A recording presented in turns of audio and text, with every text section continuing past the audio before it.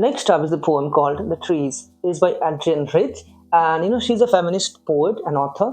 And this poem actually reflects that attitude, that mentality. Okay, because this entire poem actually is a metaphor of the women. It's a metaphor of the women in the society back in the day, especially when they used to be dominated by the men in the patriarchal society. See, I'm not saying they are not dominated anymore in our present day. They are still to some extent, but back in the day, it used to be much harsher.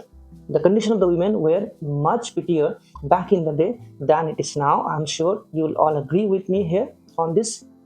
So, and there is also an environmental angle too to this poem. The poet is also trying to give a message, convey a message through this poem, how to treat the trees, how to deal with the trees and the environment in general, how not to treat in a way too. So let's get started. Let's read this poem. Let's go through the poem together. First stanza.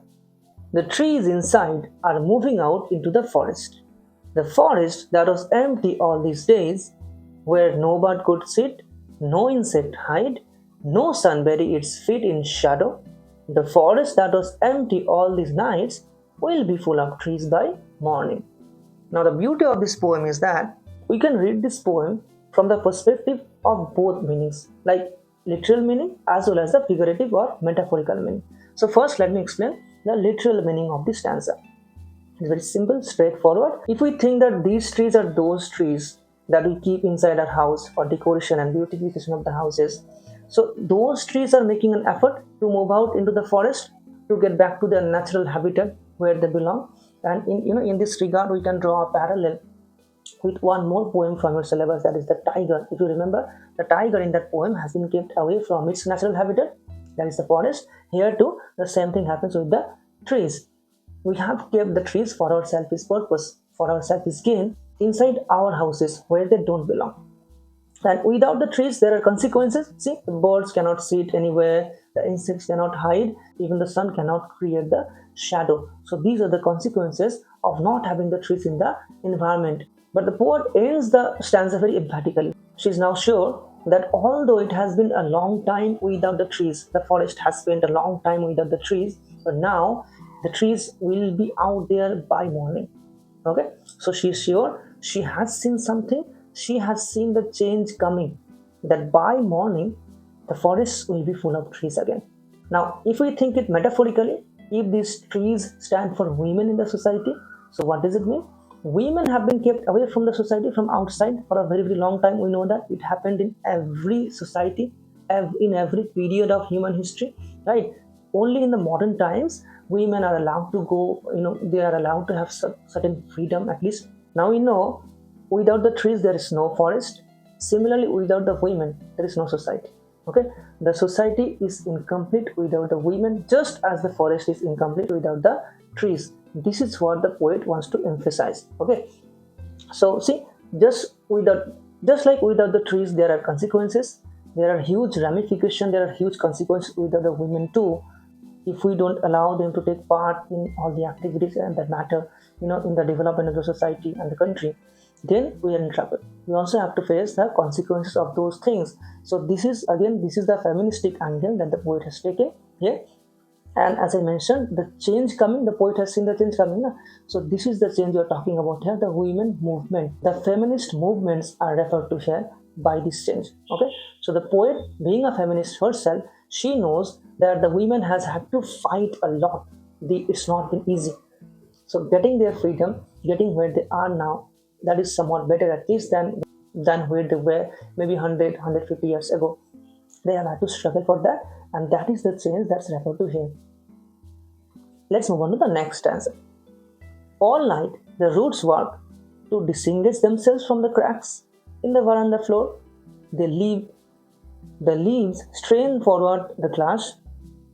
Small twigs stiff with exhaustion, long cramped boughs shuffling under the roof, like newly disturbed patients, half-dazed, moving to the cleaning doors.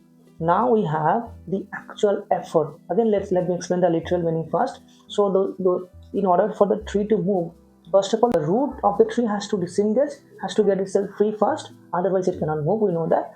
So the roots are making the effort to disengage, to get itself detached from wherever they're planted inside the house, and Even the leaves are making an effort. The leaves strain forward. Strain means, a painful effort.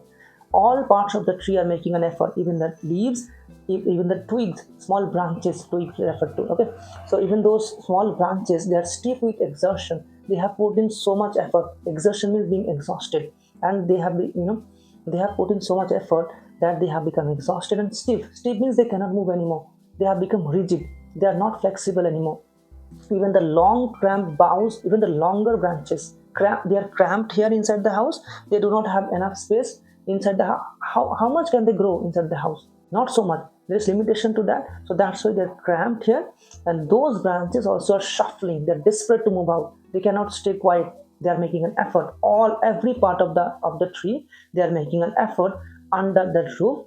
And their condition is like, very interesting analogy here, very interesting simile here, comparison, like newly discharged patients, half dazed. So, like the patients who are discharged from their clinics, their condition is compared to the condition of the trees. They are half dazed. They are not sure where they are. They are mentally fatigued. They are, physically exhausted as well. So this is the condition of the trees that's referred to, that's compared to here.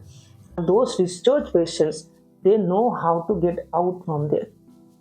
Although they are half dazed, but they know how to get out from that place. Similar to those trees here, they have made so much effort. They are exhausted right now, but they know how to get out, right? So that's why they are finding their way through the glass window, through doors, through veranda, wherever that is. But they know their way. They are sure to get out into the forest by morning. Now the metaphorical meaning. Those roots, the boughs, the branches, and all these different parts of trees actually could indicate different types of women in the society. Okay, so whoever they are, from wherever they're coming, all sorts of women have also had to work very hard for their present condition that they are in right now, for whatever freedom they have right now.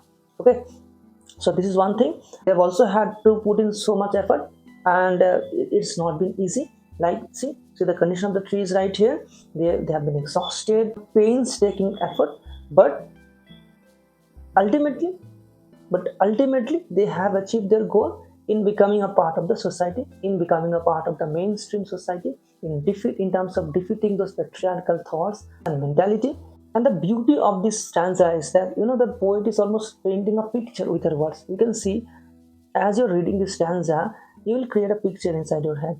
Okay, so it's beautifully crafted, it's beautifully written, it's filled with literary devices or figures of speech that are going to come at the end of the poem. Let's move on to the next stanza. I sit inside, doors open to the veranda, writing long letters, in which I scarcely mention the departure of the forest from the house. The night is fresh, the whole moon shines, in a sky still open. The smell of leaves and lichen still reaches like a voice into the rooms. Okay, again, let me explain the literal meaning first. The poet is sitting in her room, she's writing some letters, and she has just about, maybe has not even mentioned about the departure of the forest. See the entire forest as if were in the house. Now they have departed finally. We also have a beautiful imagery here of the moon, you can see. So the moon is shining, the night, it's a beautiful night, the night is very fresh, and smell of leaves and lichen. The poet is feeling the smell of the fresh smell of the lichen and those leaves, and still reaches like a voice into the rooms, and that smell almost translates into a voice of its own, as if it's speaking, of freedom, as if it's speaking of their rights to go to the place where they belong, in an effort to possess everything. Almost, it's like as if we have kept the entire forest inside our house. We have not kept anything there on the outside. We have not kept any trees in the lap of nature. We have destroyed the entire forest. We have destroyed the forest as well as our future. This is the predicament of human greed. Okay? So the night is fresh. This freshness of the night could refer to the freshness of the freedom of the trees as well as of the women too. The whole moon shines in a sky still open. See, this beautiful night, beautiful moonlit night under an open sky could refer to the freedom, to the newfound freedom of the women. Okay. My head is full of whispers, which tomorrow will be silent. Listen, the glass is breaking, the trees are stumbling forward into the night, winds rush to meet them.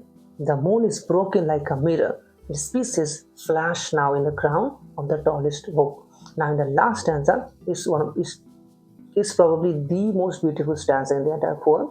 See, the poet's head is full of whispers. As the trees are going on, as the trees are coming outside, they are whispering, they're talking to each other. They're trying to maintain the secrecy of their movement too. This could again mean this movement again, this exodus could refer to the movements of the women too. Remember, okay? So, but tomorrow it will be silent. Why? Because tomorrow they will succeed in their effort. So they would not need to maintain the secrecy anymore. Listen, the glass is breaking. The glass here stands for the barriers and obstacles that the women have had to face in their way, okay, in their way to freedom. The trees are stumbling forward. Still, even maybe when they're outside the house, even after being outside, in the society, trying to make a difference there, they have to face the difficulties too. It's never an easy ride for the trees as well as for the women in the society. They still have to stumble forward every step. They have to every step they take. They have to they have to overcome certain impediments and obstacles. That's why they're stumbling forward. But the key thing is, if you take a note, they do not stop. They are relentless. They never give up. Into the night, they stumble forward where? Into the night. Night here stands for the uncertainty in the society that they're going to face now because they're not used to it anymore. That's why when they get out there, they try to make the difference. They try to put in their effort to make the society a better place. They are going to face certain uncertainties. This night, the night here stands for those uncertainties. Winds rush to meet them, and this wind here, if we think it literally, it could simply mean the wind coming to welcome the trees as they're back in the forest once again. But if we take it metaphorically, these winds could mean the new obstacles that the women are going to face outside. The moon is broken like a mirror. Its pieces flash now in the crown of the tallest oak. This is one of the beautiful imageries I have ever read. Just read this line and tell me if you don't see a picture in your head. The moon is broken like a mirror. Its pieces flash now in the crown of the tallest oak. Again, we can take it literally too, that the tallest oak is the leader of this pack of the trees, and the moon breaks, shatters into pieces, and those pieces assemble together, making a crown, and it's on the top of the head, and it sits on the top of the head of the tallest oak. But metaphorically, this tallest oak stands for the leader of the women's movement. Okay, we have had plenty of leaders of women movement throughout our history that we owe so much to for the present condition of the women that they are in, somewhat better at least than they used to be in those days. Now let's discuss the figures of speech or literary devices. So first, in the first stanza, we have personification. We are talking about sun bury its feet. Persons, humans have feet normally, so that's personification. Enjambment, if you know what enjambment is, you can find enjambments on your own out of any situation. Okay, there are plenty of enjambments throughout this poem, so I'll just point it out once. Throughout the poem you'll find plenty. Then, so enjambment is the continuation of a line into the next line. What does it mean? The thought of the poet does not end in a line, it continues into the next one. Okay, so here in this first stanza, you see the forest that was empty all these days, and every line continues into the next one. The thought doesn't end in a single line, it continues right till the last line, trees by morning. So that is enjambment. We have anaphora here. Okay, so if you see, two lines begin with the word no, so that's anaphora. So what is anaphora? In short, when consecutive lines begin with the same word, that's anaphora. So here you can see easily two lines begin with the word no. Next answer, we have a simile here. Trees are compared to the patients. I think I pointed out earlier as well while explaining the poem. The trees are compared to patients discharged from their clinics. Personification, twigs and boughs have been personified here. If you see these lines, you'll understand clearly. When material things or even animals for that matter, birds and qualities, then we say it's personification. Okay. Next stanza. Alliteration is here. Long letters, sky, steel. So these are alliteration. Leaves and lichen. These are instances of alliteration in this stanza. And in the last stanza, we have simile. The moon has been compared to a mirror. And there are plenty of imageries, plenty of beautiful imageries throughout the poem that I have already pointed out while explaining the poem too. So that will be it for this. I hope you did find this useful. If you did, please leave a like and comment. That will motivate me to keep making more of these videos. Thanks for watching.